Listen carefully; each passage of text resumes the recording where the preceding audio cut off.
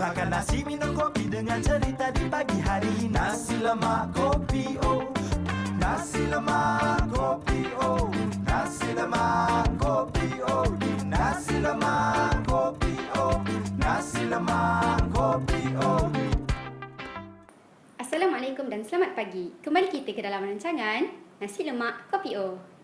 Okey, pada hari ini kita akan membincangkan satu topik yang agak santai tapi masih ada keseriusan dalam topik tersebut. Topiknya ialah falsafah pendidikan kebangsaan dalam mendepani cabaran global abad ke-21.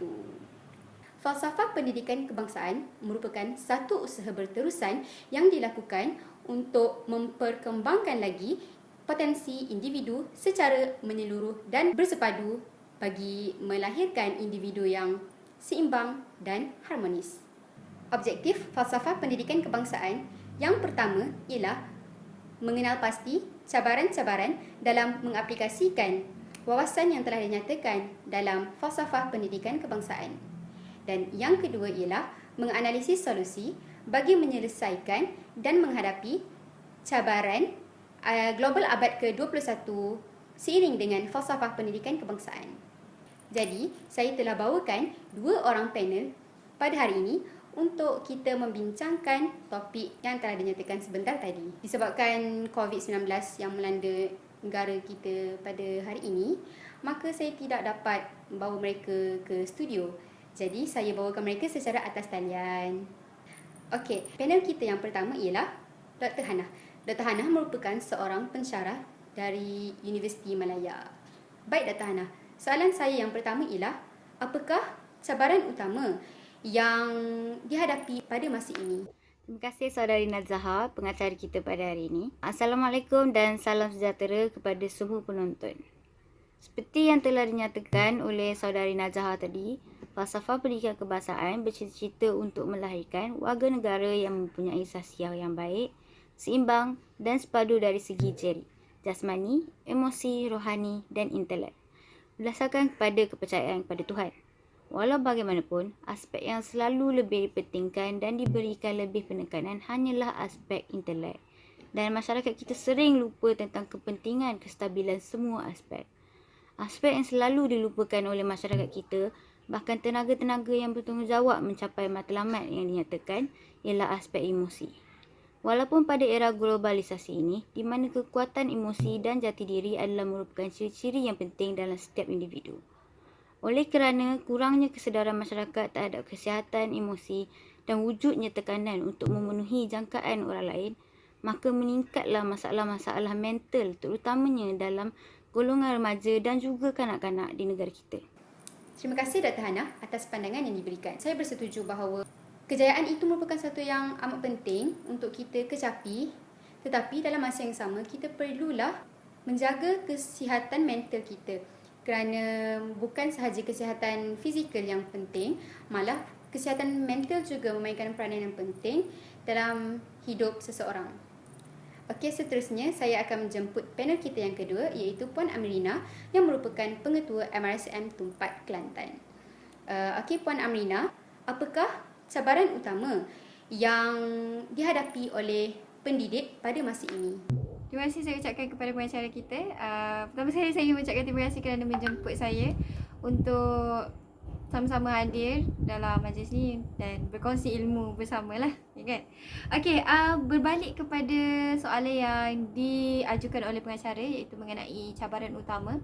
Bagi saya, cabaran utama bagi seorang pendidik adalah dari segi fleksibiliti, di mana kita perlulah menjadi seorang guru yang fleksibel. Tambah pula dengan keadaan seperti sekarang ini, iaitu kita dilanda dengan penyakit COVID-19. Proses pembelajaran, seperti mana kita tahu, proses pembelajaran kita sebelum ni dijalankan dengan cara bersemuka. Tapi sekarang kita tidak boleh bersemuka dengan sesiapa kerana kita memerlukan kepada penjarakan sosial. Jadi sebagai seorang guru, kita perlulah menyesuaikan diri dengan norma baru. Kita perlu cepat menyesuaikan diri. Itulah yang dinamakan fleksibel. Kita juga perlu, pendidik juga perlulah mencari cara dan sentiasa bersedia dengan apa jua cabaran yang akan datang pada kita. Mungkin kita tak tahu apa cabaran yang akan kita hadap. Jadi kita kena sentiasa bersedia dan kena menyesuaikan diri lah, kena cepat menyesuaikan diri. Itulah flexibility yang kita inginkan dalam diri seorang guru. Itu sahaja. Terima kasih Puan Amrina atas pandangan sebentar tadi. Maka apa yang dapat kita simpulkan ialah pendidik-pendidik zaman sekarang perlu mengadaptasi dan membiasakan diri dengan teknologi. Terutamanya sekarang kita berada dalam keadaan wabak pandemik COVID-19. Makanya kita tidak dapat melakukan pembelajaran secara bersemuka. Jadi, jalan penyelesaiannya adalah dengan cara melaksanakan pembelajaran secara atas talian. Soalan seterusnya saya akan ajukan kembali kepada Dr. Hana. Dr. Hana, pada pandangan anda, apakah solusi yang sewajarnya dilakukan oleh pihak yang bertanggungjawab dalam mendepani cabaran abad ke-21? Sebenarnya kan ada banyak jalan penyelesaian untuk menghadapi cabaran-cabaran global abad ke-21 ni. Tapi saya ingin menekankan kepentingan untuk memperuntukkan bajet pada tenaga pengajar bagi proses pengajaran dan pembelajaran yang lebih efektif. Memandangkan medium utama yang digunakan di negara kita bagi mencapai matlamat yang telah dinyatakan dalam falsafah pendidikan kebangsaan adalah melalui sekolah, contohnya sekolah rendah dan sekolah menengah. Jadi saya rasa bahawa ini adalah amat penting untuk memperuntukkan lebih banyak bajet kepada sekolah-sekolah. Peruntukan bajet ni mestilah bukan hanya untuk menaik taraf fasiliti-fasiliti yang ada di sekolah saja. Malah juga untuk menambah baik proses pengajaran dan pembelajaran supaya lebih sesuai dengan generasi sekarang.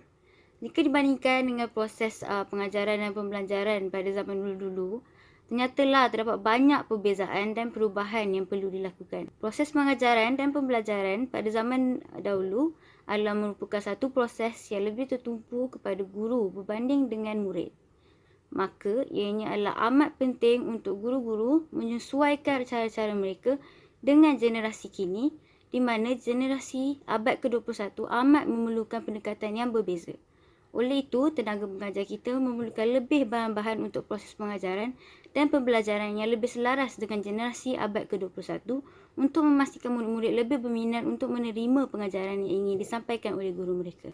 Terima kasih Dr. Hana. Dr. Hana telah menekankan tentang bajet yang perlu dipertingkatkan bagi memperbaiki fasiliti. Puan Amrina, bagi anda pula, apakah solusi yang perlu dilakukan sebagai seorang pendidik dalam mendidik anak bangsa?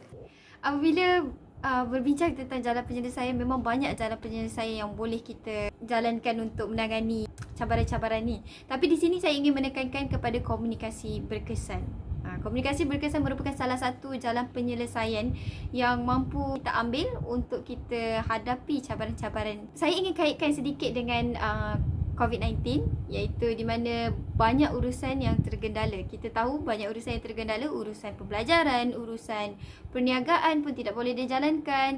Jadi banyak lagi urusan yang tergendala. Urusan pembelajaran kita tidak boleh nak jalankan sebab komunikasi tidak boleh dijalankan seperti biasa. Jadi komunikasi sangat penting dalam urusan pembelajaran, di mana kita ingin menyampaikan ilmu adalah melalui komunikasi. Bagi saya, seorang pendidik perlu kemahiran baru bagi menguasai sepenuhnya tentang teknik menjalankan komunikasi secara dalam talian, supaya kita boleh menjalankan komunikasi walau dalam apa jua cara sekalipun. Jadi apa jua cabaran yang akan mendatang, kita masih lagi boleh menjalankan komunikasi kerana kita sudah mahir dengan komunikasi, dan komunikasi yang kita gunakan juga adalah komunikasi yang akan membawa kesan yang positif. Jadi kita kena mahirlah dan kita kena tahu apakah komunikasi yang berkesan bagi seorang pendidik. Okey, itu sahaja. Terima kasih. Terima kasih Puan Amrina atas pandangan sebentar tadi.